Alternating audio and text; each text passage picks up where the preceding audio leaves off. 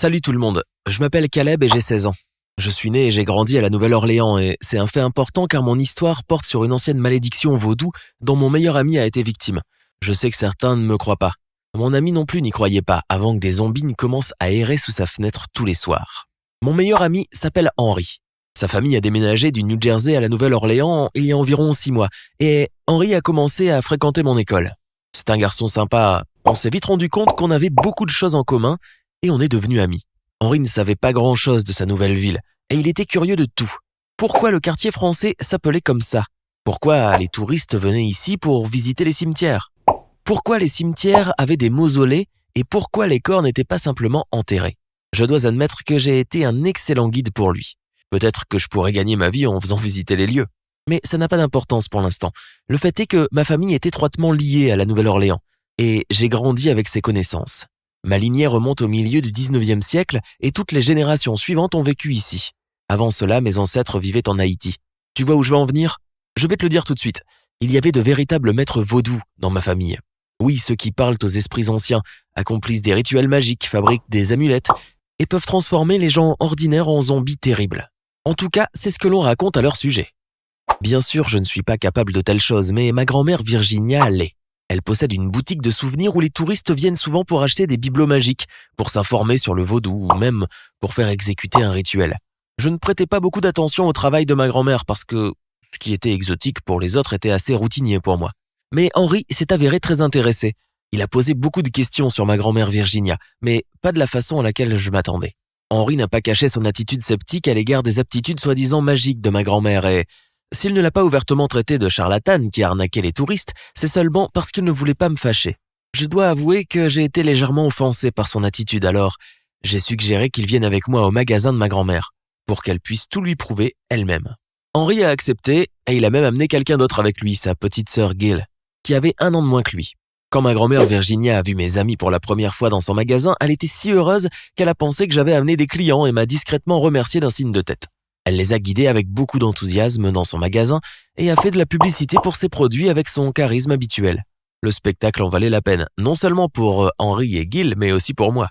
Gil ne cachait pas sa joie et même Henry, qui continuait à jouer les sceptiques, admirait avec intérêt grandissant les différentes amulettes, les crânes, les perles colorées, les différents flacons de potions, les masques qui aident à communiquer avec les esprits et bien sûr, les petites poupées vaudou servant au rituel.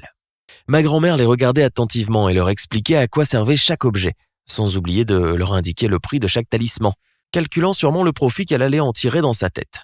Imagine sa déception quand Henry lui a avoué la vraie raison de sa visite. Ma grand-mère a froncé les sourcils et a répondu qu'elle n'allait accomplir aucun rituel, car Henry était venu avec l'intention de se moquer de ce à quoi elle avait consacré sa vie entière. Henry a essayé de se défendre, mais il était trop tard. Elle lui a dit que la stupidité et le manque de foi ne font pas du vaudou un jeu. Et quand Henry a ri sous cape, elle lui a fait remarquer que les forces supérieures trouvent toujours un moyen de punir les arrogants pour leur moquerie et qu'elle pourrait facilement transformer Henry et Gil en zombies, mais qu'à l'heure actuelle, elle n'avait pas besoin de nouveaux serviteurs. J'ai ri, me rappelant pourquoi j'aimais tant ma grand-mère, et je me suis empressé de guider mes amis pour explorer davantage la boutique. Ma grand-mère nous a laissé fouiller dans ses affaires sans sa surveillance. Mais ni Henry ni Gil ne s'intéressaient plus aux bibelots pour touristes. Au lieu de cela, ils m'ont demandé de leur montrer le placard avec les objets qui n'étaient pas à vendre. Je leur en avais parlé sur le chemin.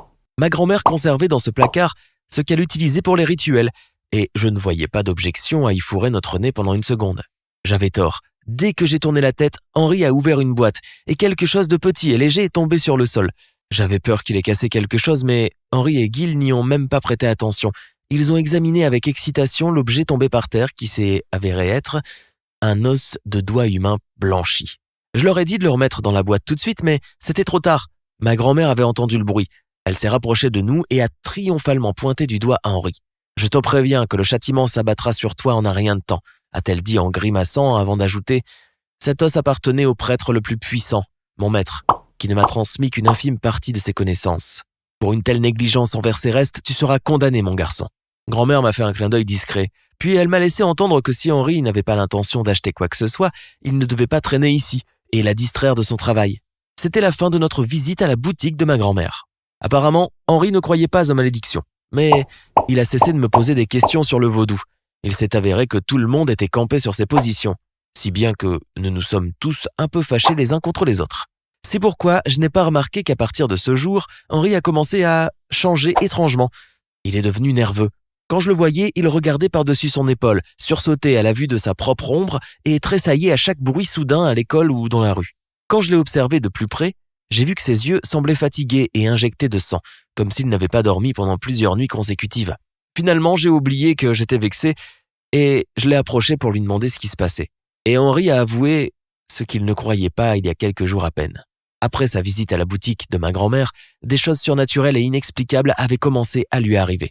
Et ce n'était pas bon signe. La nuit, alors qu'il était dans sa chambre, Henri entendait d'étranges sons et voix venant de sous sa fenêtre. Mais quand il allumait les lumières et regardait dehors, il n'y avait personne. Et quand il essayait sans lumière, le résultat était le même. Au début, il n'y avait que des voix, mais au bout d'un moment, il a commencé à entendre des pas lents et lourds. Et dès qu'il regardait dehors, il n'y avait plus personne.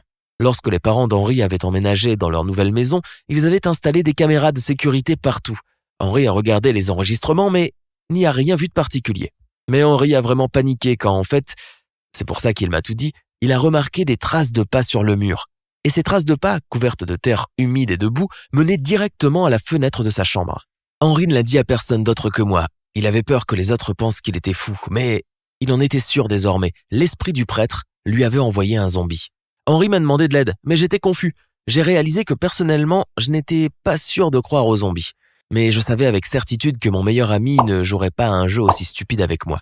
La solution la plus logique et la plus simple était de demander l'aide de ma grand-mère. Mais je me suis souvenu qu'elle m'avait fait un clin d'œil malicieux après avoir dit à Henri qu'il serait puni. Serait-elle prête à l'aider après avoir été vexée par son manque de croyance ? De toute façon, il n'y avait aucune chance de le savoir puisqu'Henri refusait catégoriquement de demander l'aide de ma grand-mère. Et probablement, même s'il avait peur, il avait encore un peu de fierté ou d'entêtement. Bref, c'est moi qui ai dû m'occuper du zombie. Henri m'a soutenu, me rappelant que j'étais aussi un sorcier par hérédité. Mais j'ai réalisé que les choses n'étaient pas si simples. Cependant, il y avait une chose dont j'étais sûr au sujet des zombies. Le sel réveillait un instinct chez n'importe quel zombie, le forçant à retourner dans sa tombe.